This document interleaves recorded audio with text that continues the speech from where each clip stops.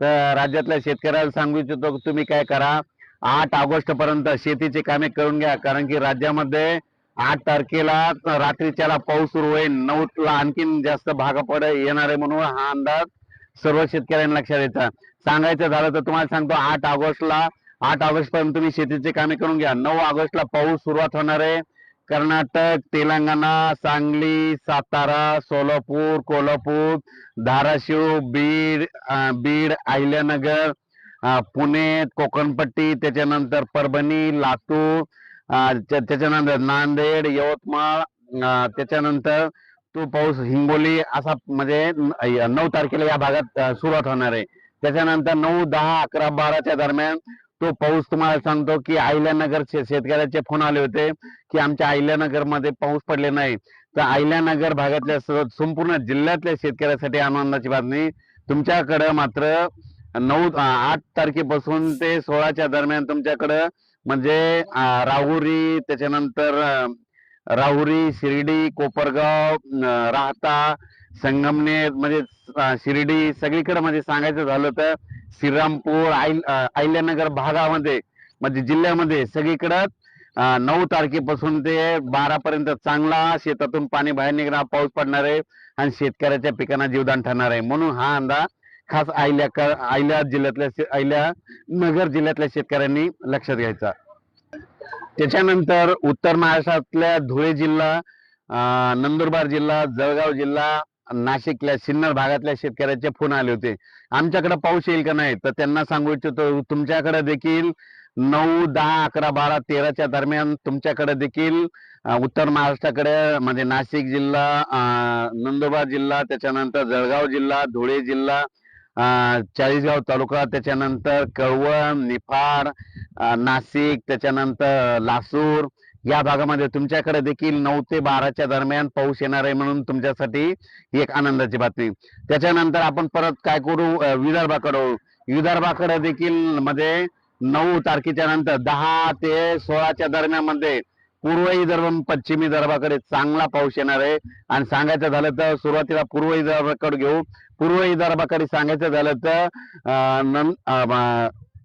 नागपूर, वर्धा, भंडारा, गोंदिया, चंद्रपूर, यवतमाळ, अमरावती या भागाकडे तुम्हाला सांगू इच्छितो 14 ते 16च्या दरम्यान तुमच्या भागाकडे चांगला पाऊस येणार आहे, म्हणून हा अंदाज लक्षात घ्यायचा. त्याच्यानंतर पश्चिम विदर्भाकडे म्हणजे बुलढाणा जिल्हा, अकोला जिल्हा, यवतमाळ जिल्हा, वाशिम जिल्हा, अमरावती जिल्हा ह्या 5 जिल्ह्यामध्ये तुम्हाला सांगतो की 9 तारखेपासून ते 12 तारखेच्या दरम्यान म्हणजे वेगवेगळ्या भागात दररोज पावसाची हजेरी लावणार आहे, वेगवेगळ्या भागात पाऊस पडणार आहे, पण पिकाला समाधानकारक असं जीवदान ठरणारा पाऊस पडणार आहे, म्हणून हा अंदाज लक्षात घ्यायचा. त्याच्यानंतर मराठवाड्याकडे सांगायचं झालं तर नांदेड जिल्हा, हिंगोली जिल्हा, लातूर जिल्हा, धाराशिव जिल्हा, त्याच्यानंतर परभणी जिल्हा, बीड जिल्हा, जालना जिल्हा, संभाजीनगर या भागाकडे मग सांगायचं झालं तर तसं तर 8 तारखेला रात्रीच्याला मध्यरात्रीच्याला पाऊस सुरू होईल, पण 9 तारखेपासून चांगला पाऊस येईल, म्हणून म्हणतो माझी शेतकऱ्याला तुम्ही काय करा, शेतीचे कामे करून घ्या. त्याच्यानंतर बुरहानपूर म्हणजे मध्य प्रदेशमध्ये बुरहानपूर शेतकऱ्यांचे फोन आले होते की आमच्या बुरहानपूर मध्य प्रदेश खंडवाकडे पाऊस कधी येईल. तर त्यांना सांगू इच्छितो की तुमच्याकडं म्हणजे 13, 14, 15च्या दरम्यान तुमच्याकडे देखील 13, 14, 15 ऑगस्टला तुमच्याकडे देखील पाऊस येणार आहे, म्हणून हा अंदाज लक्षात द्या. त्याच्यानंतर बेळगाव, निपाणी, बेटकीळ या शेतकऱ्याचे फोन आले होते. तेलंगणातल्या बऱ्याच शेतकऱ्याचे फोन आले होते. त्यांना सांगू इच्छितो का तेलंगणा आणि कर्नाटक मध्ये मात्र 7 तारखेला पाऊस सुरू होणार आहे. तेलंगणा आणि कर्नाटक मध्ये 7 तारखेला पाऊस सुरू होणार आहे. त्याच्यामुळे 8 तारखेला आता तुम्हाला एक सांगतो, तेलंगणा आणि कर्नाटकच्या बाजूला त्याच्या लगत असलेले कोणते, अक्कलकोट, त्याच्यानंतर जत, त्याच्यानंतर इकडं मनसुळी, त्याच्यानंतर इकडं उदगीर, देगलूर, उमरगा, त्याच्यानंतर तसंच इकडं कंधार, त्याच्यानंतर सगरोळी, बिलोली, धर्माबाद, आदिलाबाद या भागाकडं म्हणजे 7 तारखेला संध्याकाळी तिकडं पावसाचं वातावरण तयार होणार आहे, म्हणून हे अंदाज लक्षात. पण राज्यात मात्र सगळीकडे सुरुवात कधी होईल तर 9 तारखेपासून चांगली सुरुवात होणार आहे, म्हणून हा अंदाज लक्षात घ्यायचा. अचानक या पावसामध्ये विजेचं प्रमाण जास्त असणार आहे. म्हणून हा सर्व शेतकऱ्यांनी माझी सगळ्याला विनंती, विजा कडकडत असताना झाडाखाली थांबत जाऊ नका. झाडावर जास्त विजा पडतात, म्हणून हे अंदाज सर्व शेतकऱ्यांनी लक्षात घ्यायचा. सगळ्यात सोपं, विजा कडकडायला लागला की आपला जो मजूर आहे, आपला जो कामगार आहे, त्यांना म्हणायचं सरळ घरी जा आणि स्वतःचा जीवाचा.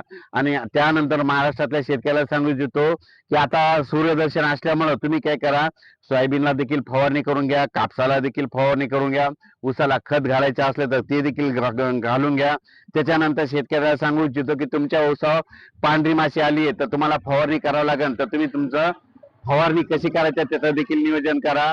कारण की राज्यामध्ये परत पुन्हा 8 ऑगस्टच्या नंतर 9 ऑगस्ट ते 16 ऑगस्ट दरम्यान राज्यात पावसाचं वातावरण चांगलं तयार होणार आहे, म्हणून हा अंदाज लक्षात येतात. मी म्हटलं होतं ना जुलैच्या शेवटच्या आठवड्यामध्ये जायकवाडी धरण भरल, तर बघा तुम्ही हे जुलैच्या शेवटच्या आठवड्यात जायकवाडी धरण भरलं. त्याच्यानंतर आणखीन परत एक सांगू इच्छितो की या ठिकाणी येलदरी धरण आहे, आमच्या परभणी जिल्ह्यातलं येलदरी धरण आणि एक सिद्धेश्वर आहे, तर ते देखील 50 म्हणजे कमी टक्केवारी. तर ह्या ऑगस्टच्या शेवटपर्यंत ते देखील 2 धरणं भरणार आहेत, म्हणून हे त्या येलदरी धरणाच्या लाभ क्षेत्रासाठी आनंदाची बातमी, सिद्धेश्वर धरणाच्या लाभ क्षेत्रासाठी आनंदाची बातमी, म्हणून हा अंदाज लक्षात येतात. आणि त्याच्यानंतर अहिल्यानगर भागामध्ये पाथर्डीकडे काल खूप शेतकऱ्याचे फोन आले होते, आमच्याकडे पाऊस आता येईल का नाही, थोडे धन सुकत आहेत हलक्या जमिनीवरले. तर पाथर्डी त्याच्यानंतर करंजी घाट सर्व शेतकऱ्याला सांगू इच्छितो, बालम टाकळीच्या तिकडल्या भागातल्या सगळ्या शेतकऱ्याला सांगू इच्छितो की तुमच्याकडे देखील म्हणजे 9 तारखेपासून ते 16 तारखेच्या चांगला पाऊस पडेल आणि तुमच्या पिकाला जीवदान ठरणारा पाऊस पडणार आहे, म्हणून हा अंदाज लक्षात येतात.